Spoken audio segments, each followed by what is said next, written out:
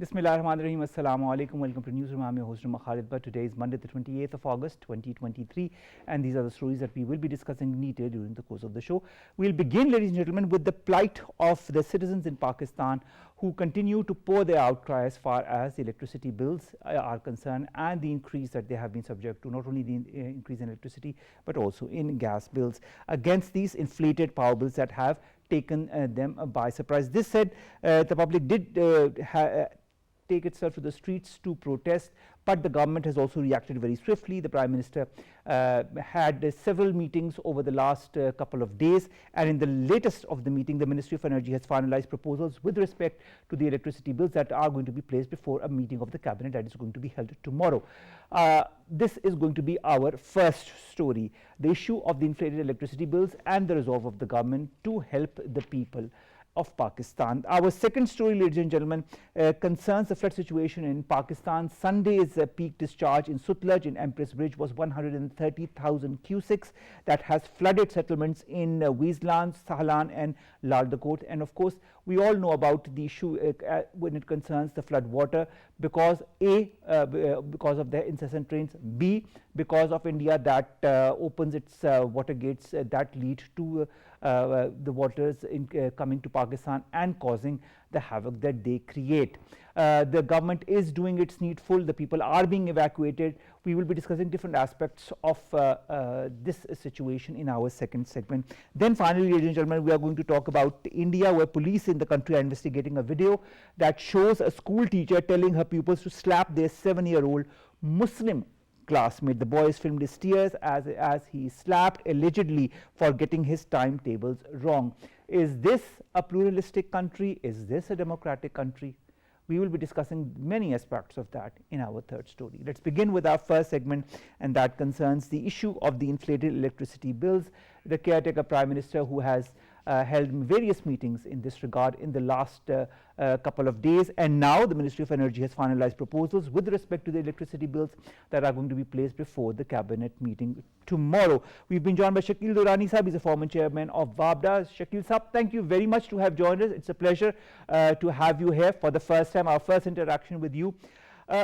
The interim Prime Minister of Pakistan has claimed that he represents the common man. He pledges that measures will be implemented to minimize electricity consumption at the Prime Minister's house and at the Pakistan Secretariat. How is this precedent, as well as others that will be taken inshallah in the coming days, crucial to boost public morale? Well, there's little. Sorry. Go ahead, sir. Okay. Inviting me to your program. That the situation as far as the power sector is concerned is serious, bordering onto the critical. But we must realize that this has been coming a long way. We should have known, or we knew, that the situation over the last, since 1994, is going to come to this pass, and it has. To begin with, I think the government would do well to realize and to understand what the actual position on the ground is as far as the power sector is concerned. I'll just refer to two figures. The transmission and distribution losses are not 17 to 18%, which is normally mentioned by PEPCO.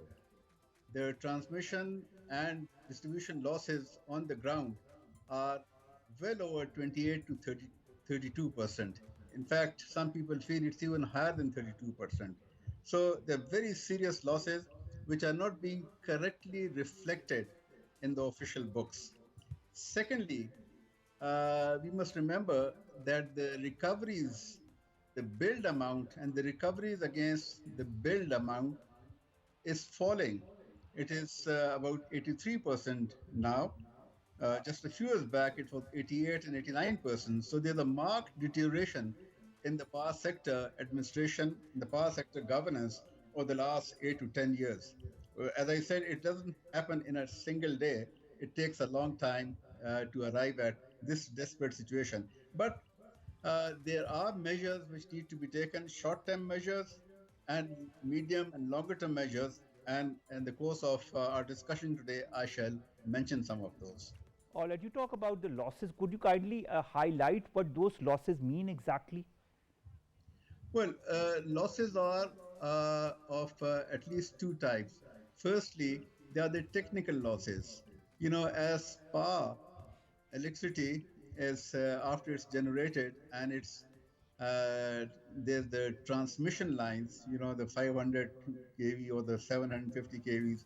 So there is a natural loss of power when when electricity has to travel through these transmission lines stretching over hundreds and hundreds of miles. So there is a technical loss. Now, there are some materials, copper, for instance, where the transmission losses are lesser, but then that's more expensive. But anyway, this happens all over the world. Here in Pakistan, because of the poor maintenance of equipment and poor material used in the transmission lines, transmission and distribution lines, the losses are relatively higher uh, than one would expect. And then, of course, there are the what are euphemistically called the administrative losses.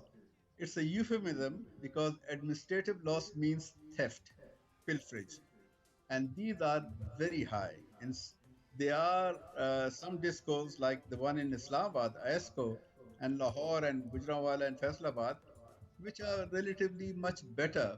But then there are discos like the one in Peshawar and in Quetta and Sakhar, certainly Hyderabad, where the losses are excessive, well in excess of 40%, between 38 to 40% and beyond. So, and these are called administrative losses, but a better name for these are pilferages or theft. And I think it reflects on the poor governance of PEPCO, and the electricity governance is very poor in the country, and it's getting worse over the years. There was a time, let's say 20 years ago, when the area electricity boards were recovering almost 80 to 90%, more than 90% of the billed amount, and the losses were much, much lower. But over the years, because of the falling rate of the state, uh, people are taking liberties with the state. And I think the system which was invoked, which was developed after the unbundling of WAPDA was unbundled in September, October 2007. And the water sector, the water section of water of WAPDA was separated from the power sector. The name WAPDA today only refers to the water sector, the dams, the construction of dams, the Mangla Dam, the Tarbela Dam, the Basha Dam, the canals. And the power sector today is not called WAPDA. I mean, people use this word interchangeably, but today it's the PEPCO, Pakistan Electric Power Company, or the DISCOs, which deal with power. And here the administration remains very poor. Uh, you know, there are many reasons for that, and we'll not go into all the details. All right. But Now, I think the looking at another aspect of it, I understand that the electricity bills are have come, and a lot of people are aghast at the amounts that they have received as far as the bills are concerned. The caretaker Prime Minister vows that the interim government will try to provide as much relief as possible to the people. Tomorrow, the cabinet might decide on the measures that will be taken. How important is this relief that needs to be provided by the government to the masses in this era of inflated electricity bills? well, I think charging 42 rupees or even more at the peak hours, closer to 50 rupees, is totally it's very improper. It should never be done. These are very, very high bills, especially in a country like Pakistan, where the summers are so extremely hot. So I think this would not do. And with almost a third of the people under the poverty line, how do you expect people uh, paying such hefty bills? And not only the ordinary people, but the well-to-do people also find it very difficult. So this is totally not acceptable. This is improper, and I think the government would do well to speak to the IMF. And as far as this is concerned, they have to provide some relief to the people. And I think there are reliefs which could be provided, and I'll just mention three or four of them. Firstly, this problem has basically arisen because of the IPPs. The IPPs were first established in 1994, and then again there were a further set of IPPs in 2004, and then again in 2007 and 8, and then later in the 2014-15. So the model, unfortunately, of the IPPs remained the same. In 1994, they were given lots of facilities because this is the first time you're inviting foreign investors to invest in Pakistan. So there was a 17% return on equity, which was excessive. But unfortunately, this continued over the years. Even now, it's 17% return is guaranteed. More important than that is because of the falling rupee. 1994, the dollar was about 45 rupees. Today it is 300 rupees, and you have to pay all the profits. The profits that these investors get is in dollars. So what you are paying 45 rupees 25 years back.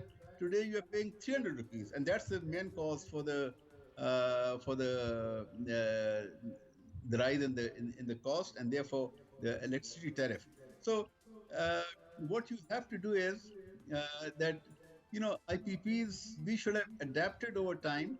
And when more and more people were willing to invest in IPPs, the facilities and the amenities provided, the privileges provided to the IPPs should have been reduced. They were not reduced, and I don't know why they were not reduced, but they should have been reduced. What is important now is that for the next year or two, you have to place a moratorium on the payment of capacity charges to the IPPs. Just the capacity charge in a typical bill, I think it's 42 rupees. A typical unit, it's I think 42 to 44 rupees per unit these days. And out of this, 14 rupees, 12 to 14 rupees is the capacity charge. So I think the government needs to sit down with the IPPs and tell them that for the next year or two, we'll have to place a moratorium. We cannot pay you this money. This runs into over 1 trillion rupees. And we'll pay this money to you later with interest over whatever arrangements are arrived at. But I think the largest chunk, if you have to reduce the per unit cost from 42% to, let's say, which is 25 to 30 rupees, which would be more reasonable, then certainly you'll have to do something about work out an arrangement with the IPPs and defer the payment of the capacity payments to them, which is really excessive. So that's one thing. Secondly, I think the GST, the general sales tax at 17%, is really excessive. It is far too much. And I think this would have to be reduced. When you realize that a third of people are under the poverty line and unemployment is rife, we are having all sorts of problems. So we would need to work out something and reduce the GST to 5 to 6% for those who consume less electricity, and maybe raise it to about 7 or 8 or 9% for those who consume much. But this GST is just too high. Thirdly, I would feel that the new LNG plants, LNG fueled plants, and the coal plants would have to be sold out. I think the last government had initiated some measures for this. You just have to sell those out. I mean, it's just not possible to, at this rate of the dollar rupee parity, and all these things, all these new ones, LNG plants, are based on imported fuels. We can't afford that. I think it will be best to sell them out, and I think something is being done. Fourthly, excuse me. Fourthly, some of the GENCOs, which is the public sector owned thermal plants, would have to be shut. Now, with the summers ending and the use of the air conditioning being reduced, I think the 4 or 5 of these Gencos would have to be shut because they are gas and petrol guzzlers. You cannot afford that. But certainly the most important step, which unfortunately has not been taken ever since the unbundling of WAPDA in 2007. It's been 15 years. And when WAPDA was being unbundled and water sector was separated from the power sector, it was decreed that the discos which are being created would have a sunset clause and that they would cease to exist in 3 years. They would be privatized. That has not happened. And unfortunately, PEPCO, after its separation from WAPDA, has become a large WAPDA itself. And this would not do. You know, when WAPDA was created in 1958, there were about, I think, 400,000, 4 lakh uh, consumers. Today, there are about 28 million consumers. And it's just not possible, even for 10 companies in the public sector, to recover the bills. And as I told you earlier, the T&D losses at 32 to 35 to 40% is just not tenable. Almost half, actually more than half of the power that you generate is lost to pilferages, thefts, and non-payment of bills. So you'll have to privatize, and better than privatization is you lease out uh, either the discos themselves or you lease out 11 kV feeders within the discos. You know, a typical district, a revenue district would have between 20 to 40 feeders. Lease them out and get the private sector to recover your bills for you. And All right, but because you the know, government but the has onus of the issue remains the same. You know, the inflated electricity bills. Even if you sell it, if as you say you privatize the discos or you lease them out, the fact remains that that will not solve the inflated bills issue. You talked about the IMF as well. Do you feel that the government can talk to the IMF without compromising on the fiscal goals of the current program? Well, I think a request would have to be made because the IMF should realize, look at what's happening on the streets, people burning their bills. You know, and these people are desperate, and I sort of sympathize with them. It is sad. They just don't have the money. Even well-to-do people find it difficult to pay these bills. So it has to be worked out. And, you know, IMF, I'm sure, and the government could arrive at some mutually acceptable solution, and it's going to be temporary. But why I say that, you know, you are losing about 600 billion rupees a year as far as losses are concerned and theft of pilferages are concerned. Now, if you were to privatize, or better still, to lease out the discos, you know, over the next 4 or 5 years, this 600 billion loss could be reduced by at least 75%. It can't be done in 1 year, but you could, even in 1 year, you could bring about a 10% change. And there's so much that could be done.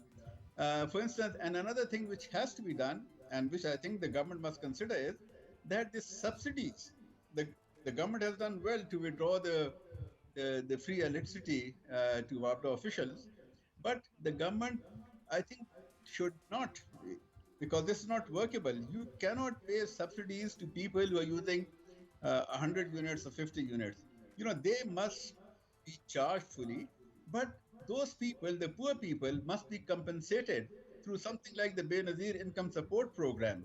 This, you know, cash transfers. You give them cash transfers, but it is basically it's improper to provide a subsidy on a utility where it costs you much more to generate that and then to recover.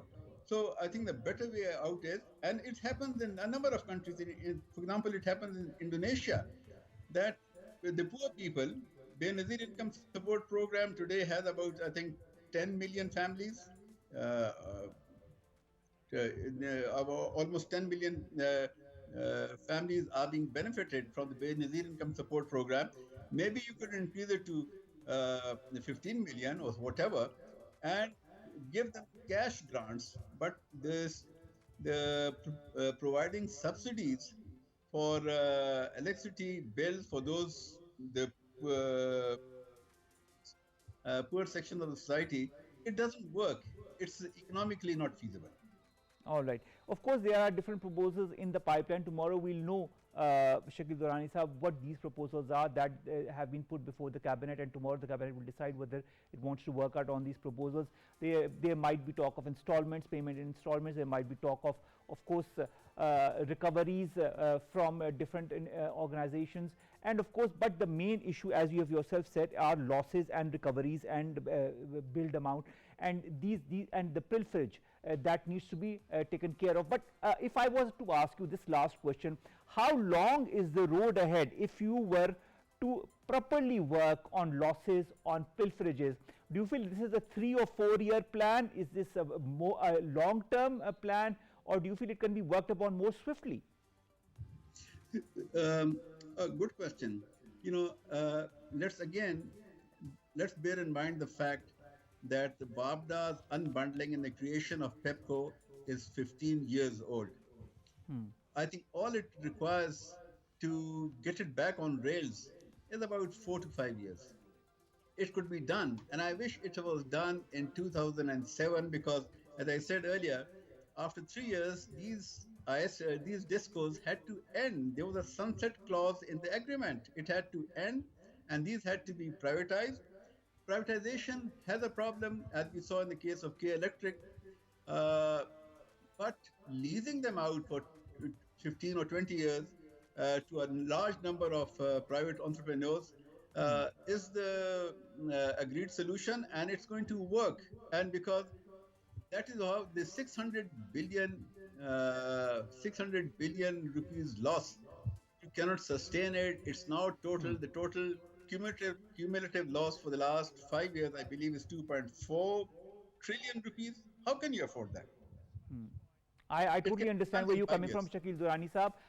We're a bit short of time, but we'll of course be getting your feedback in the coming days as well. Thank you so very much to have joined us, to have talked to us about this issue of inflated electricity bills. You talked about the reasoning behind it. You talked about the way forward in the short term and in the long term as well. Of course, we'll know more tomorrow about the proposals that the cabinet will decide upon to implement under the current circumstances. Let's come to our second story, and that concerns the flood situation in Pakistan. Sunday's peak discharge at the Empress Bridge in Sutlej was 130,000 cusecs. It has flooded different settlements there. The situation is manageable. People are doing whatever they can. People are being evacuated. The government, its agencies are working around the clock. How is it going to move forward in the last days of this monsoon season? More in the following report.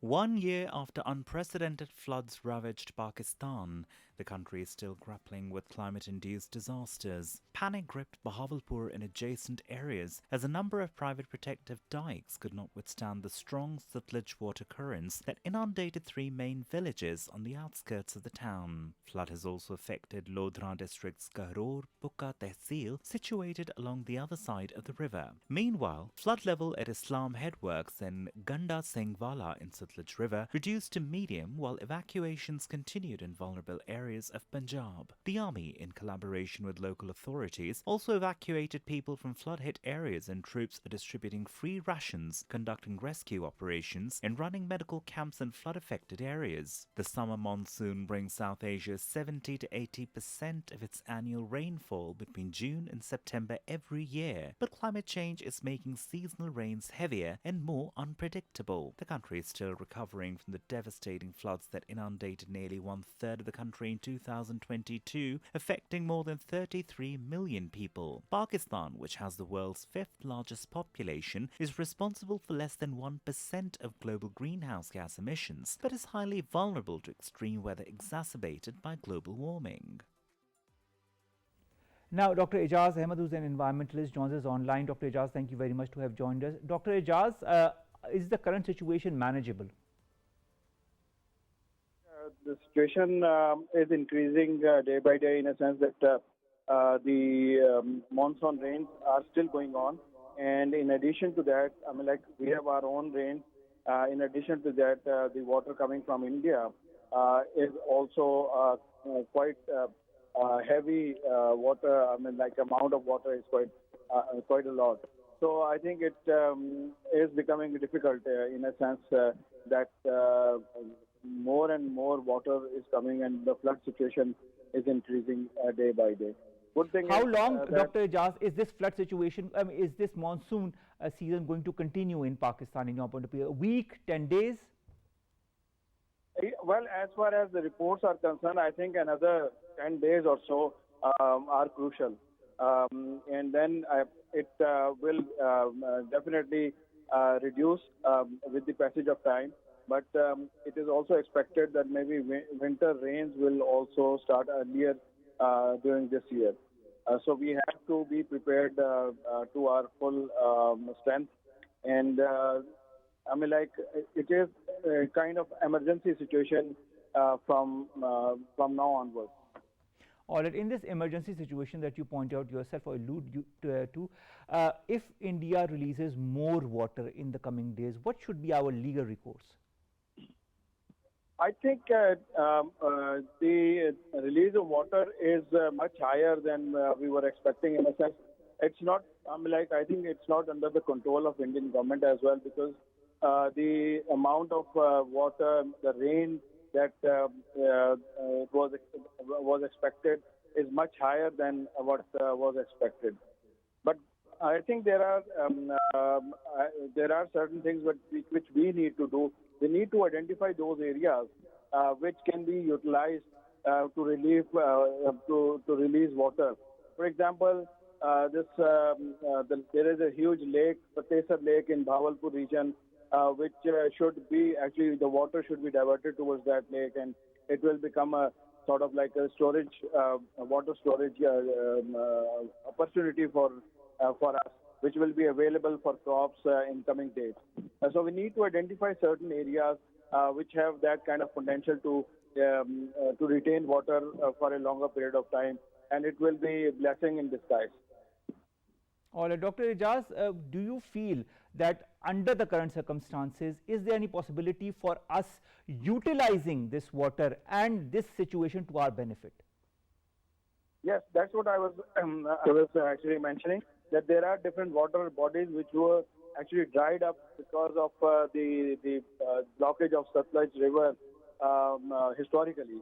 So I think these are some of the opportunities. The Patesar Lake is one lake which is in Lahal Sohanra area in Bhavalpur region, where which is very close to Satluj. And similarly, there are many other such bodies which can be identified, and for exactly for this purpose should be actually developed, in a sense that we can actually store water which is released by India.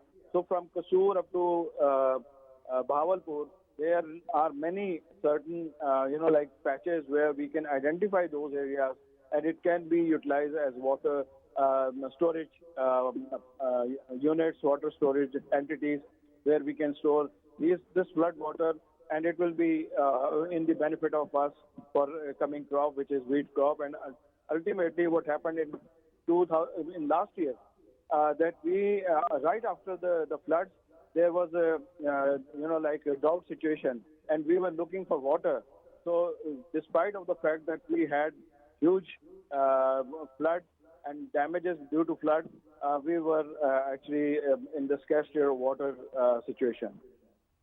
Dr. Ejaz, methods and methodologies such as these that you have mentioned, are they applicable in the short term or in the long term? Does it take a long time?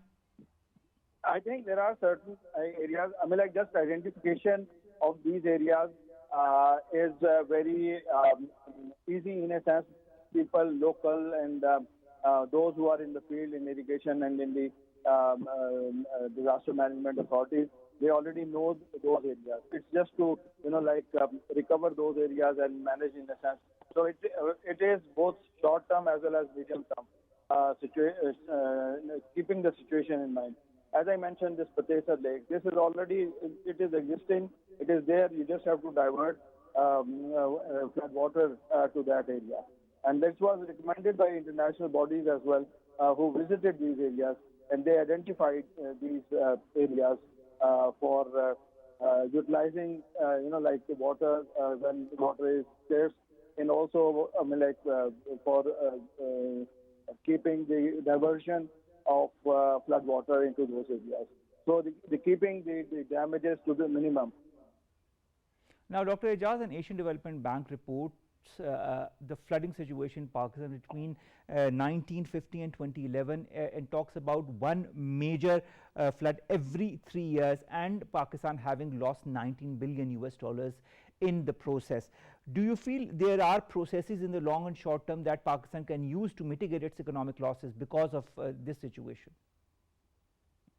Yes, of course we can. I mean, like, it is basically, like at the moment our focus is mainly on the rehabilitation work, the emergency situation, health facilities for accommodating people who are, who lost their properties and houses. So at the moment we are into this phase. But ultimately, I think we have to come up with certain solutions where to use and when to use this water for our economic development, for our agriculture, and especially like the crops that was damaged. And similarly, the next wheat crop is coming. Sowing will start in November, December, and we would require a lot of water, and that will be the time when there will be not much water available. So if integrated planning is done, where both agriculture, irrigation, disaster management authorities, environmentalists, they sit down and include all these aspects and then come up with certain solutions, I think it's very much doable, and the economic losses are going to reduce tremendously. All right, now let's talk about my final question to you, the 4RF framework for a post-flood relief, rehabilitation, reconstruction, forging long-term partnerships. Is this plan sufficient to build Pakistan's climate resilience and its adaptation?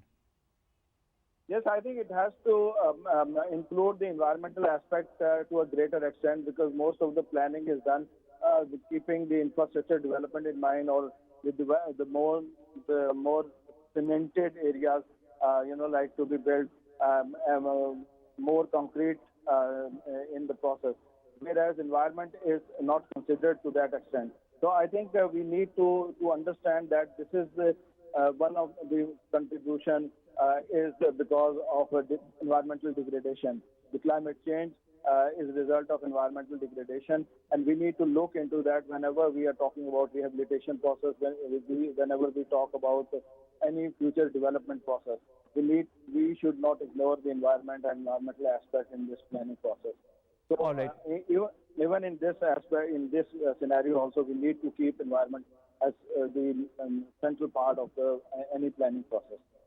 All right. Thank you very much, Dr. Ejaz Ahmad, to have joined us. That was Dr. Ejaz Ahmad, environmentalist, talking to us about the flood situation in Pakistan, and that will go on for another 10 days.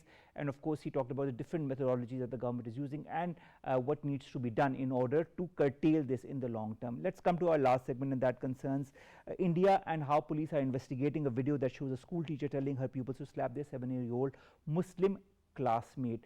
Just one of the so many incidents that have cropped up in the last months and years. More the following report. India's rising tide of Hindu nationalism is an affront to democratic ideals and civil liberties. The continued targeted attacks against religious communities, dehumanizing rhetoric, including open calls for genocide against Muslims, is commonplace in BJP's India. Attacks on members of religious minority communities took place in multiple states of India throughout 2022, the US State Department said in its annual report on religious freedom. The BJP's Hindutva doctrine has sowed poison against Muslims in minds of masses, resulting in gory incidents of cow vigilantism, public lynching, and humiliation. Reflecting extent of communal hatred, a viral video revealed that a school teacher in India has subjected a 7-year-old Muslim student to degrading treatment inside a classroom, asking his classmates to slap him and asking for him to be evicted due to his religion. The video showed the teacher at the school in Uttar Pradesh, India's most populous state, making Islamophobic remarks in addition to encouraging other students to slap him harder. Muslims constitute approximately a fifth of the 235 million population of Uttar Pradesh. The 7-year-old Muhammad Altamash is filmed in tears as he is slapped by Hindu students. India's opposition leader Rahul Gandhi blamed the government for stoking religious intolerance. Hate crimes and violence against India's large Muslim minority have increased since Prime Minister Narendra Modi took office in 2014.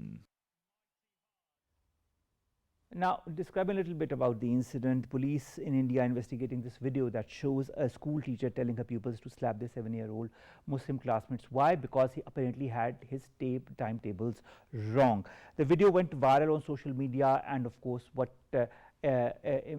ensued is for you all to see, including what we are doing right now, is highlighting this very incident as part of the religious hatred and bigotry that has been going on in India since quite some time. Not only now relegated to illegally occupied Jammu and Kashmir, it has now spread all over India. Is it a deliberate plan of the current BJP government that only thinks about its Hindu population now and not of the other sects and religions, and that is why all the other religions that are present, all the other minorities that are present in India, whether they be Muslims, Sikhs, Christians, Dalits, are all under extreme pressure by the Hindu extremist agendas and the application of various parts of these agendas. Uttar Pradesh, if we just look at Uttar Pradesh, it has been governed by the BJP since 2017. Is that the reason why we see incidents such as these here? But the fact remains that despite incidents such as these, we don't see much reaction from the West. We see statements but no pressure tactic. I'd like to see that in the future as well. Kaswar Klasra, in fact, senior journalist, this is a tongue twister for me, joins us online. Kaswar, thank you very much to have joined us. This incident in Uttar Pradesh, Kaswar, can you hear us? All right. So we're trying to get hold of Kaswar Klasra. In the meantime, let me give you more details as far as this incident that happened in Uttar Pradesh is concerned. And I was telling you that the BJP has been governing Uttar Pradesh since 2017, and that could be one of the reasons why there is a certain influx of or increase in incidents such as these. The fact also remains that the father of the victim has reported to this incident to the police in Muzaffarnagar and has pulled him out of the school, but has not pressed charges because of the very fact that he is under pressure as well. He cannot press charges because, of course, the backlash, as we have seen in other parts of India when it concerns Muslims, will be terrible for him and the family. Kaswar Klasra, senior journalist, joins us online. Kaswar, can you hear us properly? Yes, I can, Omar. Wonderful, Kaswar. Kaswar, this video that has come out in Uttar Pradesh, what do you see of it?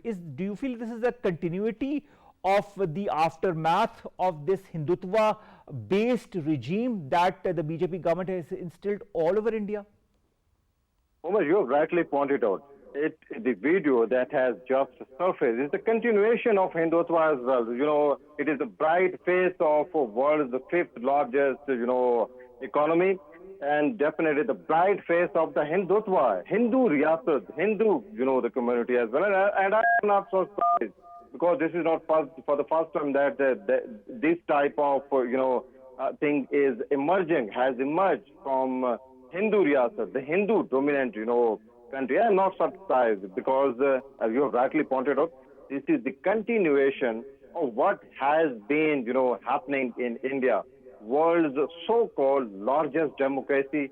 And I believe that this is the bright yet the reality of, a Hindu dominant country.